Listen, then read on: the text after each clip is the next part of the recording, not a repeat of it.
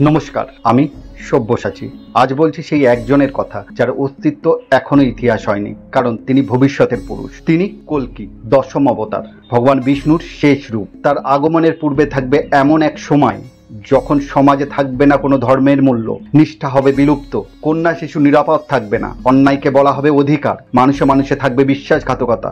এই সময়কেই বলা হয়েছে কলিযুগের চরম পরিণতি। ঠিক সেই সময় এক নির্জন গ্রামে এক পূর্ণিমার রাতে এক জ্যোতিষ্ক আলোয় জন্ম নেবেন তিনি। শুভ্র ত্বক, দীপ্তিময় চোখ এবং জন্ম থেকেই এক অভিনব মহাশক্তির অধিকারী। তার নাম হবে কল্কি। কিন্তু কে এই কল্কি? তিনি হবেন জ্ঞান, বল, করুণা আর অন্যায়ের সমন্বয়ে গঠিত এক মহাযোদ্ধা।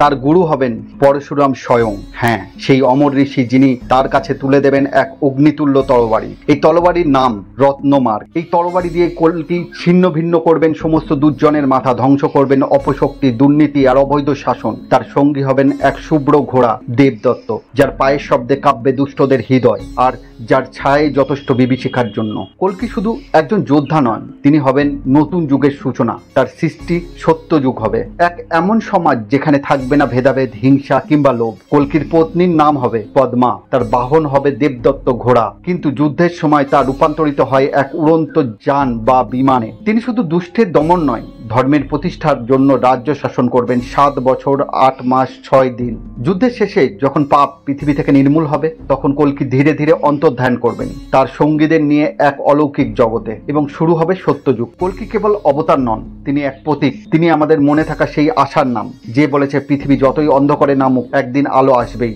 একদিন সত্য ফিরবেই। আমি সব্যসাচী। এই ছিল কল্কি অবতারের বিস্ময়কর কাহিনী। আপনি শুনলেন। এবার বলুন, আপনি কি প্রস্তুত তার জন্য?